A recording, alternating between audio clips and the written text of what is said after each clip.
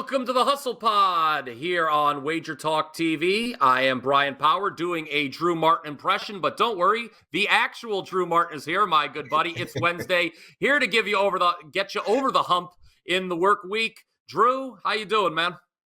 BP, I'm doing good, man, and your welcome in is absolutely money. It gets me going for this show, and it gets me to another thought, not really sports betting related, but speech is a learned skill. You can kind of go back and almost teach yourself to do things. I didn't talk like that all the time, guys. So, hey, it's one of those kind of reminders. Whatever you want to do in life, just work at it. Keep working each and every day and get better. And that goes for sports betting as well here, BP. And I know we got some trends to talk in the NFL. We got college football. Hey, is this the best weekend ever for college football? I believe it's the most undefeated teams playing each other this late in the season since before the turn of the century. How about that stat, man? So we got some undefeated matchups to go over. Yeah, absolutely. Now you got me excited. So there we go. Hopefully you're excited out there watching. And like Drew said, we are going to start with some trends in the NFL. If you watched Drew and I last Wednesday, we talked about how unders ruled the day in week one. Well, Drew, week two was revenge of the over. 13 of the 16 games go over, 49.3 points per game. This after week one saw 12 of 16 go under with only 41 points per game scored. There were a lot of low totals in week two, which was an obvious reaction by the odds makers to all the unders we saw in week one. Ironically, one of the unders we saw in week two was the game with the highest total, Kansas City, Jacksonville. What do you think we're going to see? Because we speculated why the scoring was so low in week one. What do you think we're going to see in this, in terms of points per game moving forward in the NFL this season, if you have an idea on that? Yeah, sure, BP. I mean, I guess my initial thoughts would be, like you talked about, a little bit of an overreaction, which we've seen in years past, but I think it's with good reason. We talked about last week betting into uncertainty, and if unders are hitting at a huge clip, I would do the same thing if I was the odds maker. I'd be like, man, is there something changing here? Does defense have an edge over offense? Well, at least last week that wasn't the case. And I lost in that first game, that Thursday nighter. I was ready to go primetime unders again. And then sure enough, that second half, it was touchdown after touchdown. And the under, of course, was torn up and thrown in the garbage, unfortunately, there, BP. But what I could see going forward is unders coming back. I don't know why. I just feel like my first look in the NFL early in the season is towards the under. However, some of these quarterbacks are getting pretty good, but some of them not so much. Like we saw on Monday night, some of these young quarterbacks are having a little bit of a tough time stepping up in class, if you will, into the NFL from college football, BP. So particularly with the young quarterbacks, I'd actually look to bet more unders going forward. What about you? Yeah, Drew, we're relatively the same age. And it's, as I was like watching the games on Sunday, it occurred to me, I don't think there's ever been a time in my life, at least when I would think like this and pay attention, where there's been fewer quarterbacks that you can just count on week in, week out to get you across the finish line in this league. Like when I was a kid, there were so many Hall of Fame quarterbacks. Yeah. I had Brady and Manning, obviously coming of age when I was in college. And now, like just across the league, you hear like all these fan bases when you're on social media, like just complaining about their quarterback. And like, I just don't think there's a lot of great quarterbacks in this league right now. I mean, other than, and ironically, people are saying Patrick Mahomes, look at the Chiefs offense through two games. It hasn't been that great. No, it really hasn't. And you know what, BP? It almost gets me thinking, like, I don't know if you heard Deion Sanders talk about, like, what's the hardest thing to do in sports? And he said hitting that baseball, which I don't disagree with him. I mean, it's moving 100 miles an hour and you got to move, you got to hit the ball. That's very difficult to do, and it's moving. But I'll tell you this, man, I really do think the second hardest thing to do in sports is playing the quarterback position. I mean, look at it. We have 32 starting quarterback slots, and we, as society, as football, we can't even fill them all with like decent quarterback play. That tells you how difficult it is. And we've seen the NFL and the rules that they're trying to implement here realize that and say, hey, man, we have to protect the guys that can actually do it well, because that is a huge part of a good viewing experience for our product. And I think it just goes to talk, to speak of almost what I was just talking about, like fading, almost looking to bet unders on these young quarterbacks. Maybe as the season goes on and more quarterbacks get injured and backups come in, look to do the same thing, kind of run with that aspect in the betting markets because it is such a difficult position to do well. Yeah. I'm looking at the wagerstalk.com odds screen right now, Drew. You have one really high total for week 3, Chargers in Minnesota. My God, I can't even imagine the things that are going to happen in the witching hour on the red zone during that game. I mean, it's all on the board with the Chargers and Vikings this year. There's one really low total, Patriots and Jets at 37.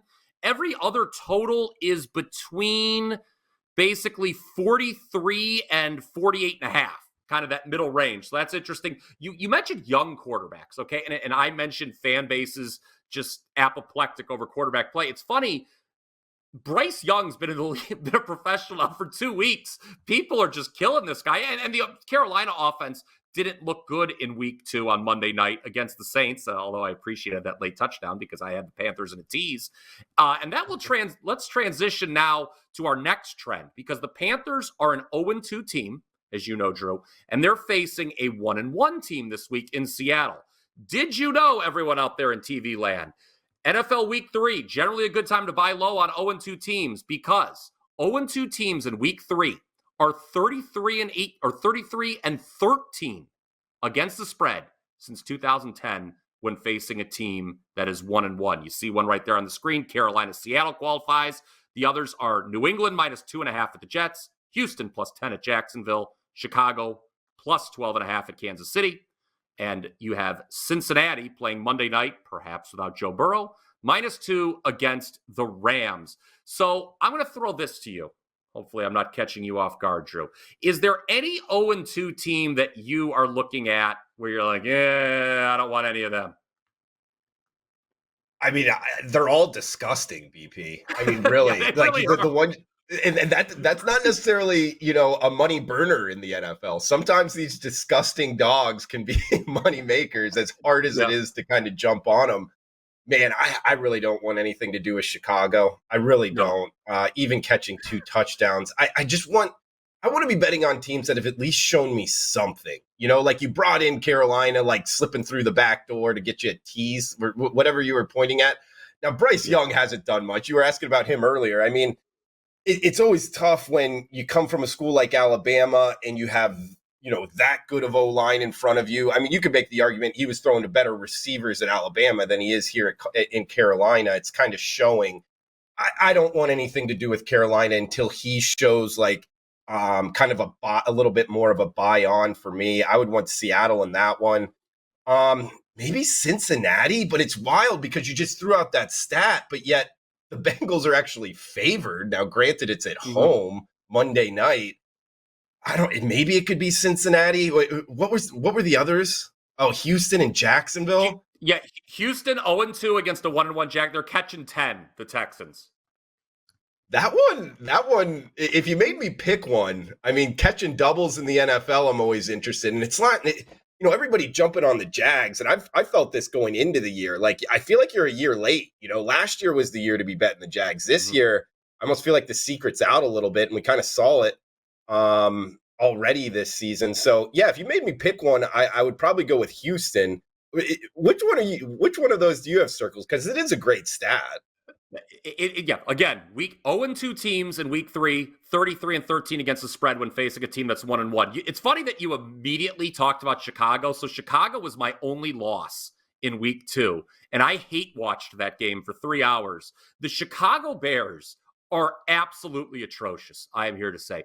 Their offensive line stinks. Their defense stinks. And I got to be honest with you, Justin Fields, as bad as the offensive line is, he holds the ball too long. So other than that, the Bears are doing just fine through 2 weeks. I don't think the coach is any good either. So they've got a lot of problems. If there was one team that's 0-2 that I think it might be Houston too, because the thing with Carolina, it's a short week. Although I don't like Seattle laying 6 points. I got to be honest with you. I had Seattle against Detroit. I thought they got lucky. I love aggressive coaches, but Dan Campbell was too aggressive for the Lions against Seattle. Going for it with a lead on his own side of the football, I thought that was a mistake. I thought it was an absolute mistake. So, yeah, I'm kind of with you that Houston, while they haven't shown a ton either exactly, Jacksonville laying double digits, that is a role that franchise is certainly unaccustomed to, of late. So, yeah, that is a trend to file away for NFL Week 3. You brought up the great college card, though, Drew. Is there anything that you really want to hammer home for the viewers here? You talk about all the top 25 matchups. You could talk about one of those, something crazy. Is there something on the college board that you really want to talk about right now here on the show? Sure. I mean, I just love going down this college card, guys. There's a lot of big games. I guess I would start. I mean, what about the big ones? I mean, Notre Dame, Ohio State. Can't wait for that one. And that number almost jumps out at me. Like, Notre Dame has looked like one of the better teams right out of the gate. And I know people out there, pump the brakes. It's Notre Dame, the Irish. They've kind of been overrated in the past when they go up against other big name programs, particularly in the Big Ten and the SEC. However, I think this team is a little bit different. They're pretty good up front here, BP. And they got Sam Hartman, which, I feel like you could almost make the argument in terms of college football quarterbacks, could be the best quarterback out there. I kind of like Notre Dame, especially because if you search around, you get plus 3.5.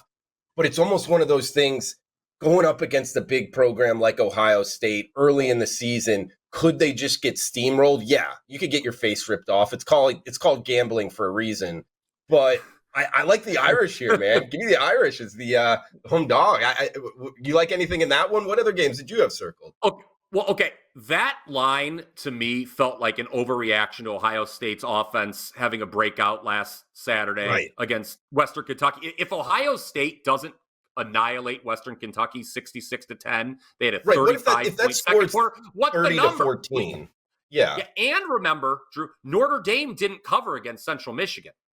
So, I think those two things, and what I was talking about this game last week, and I mentioned to another one of our colleagues on the Hustle, Mark Zinno, I said I wouldn't be surprised if Notre Dame was actually favored in this game.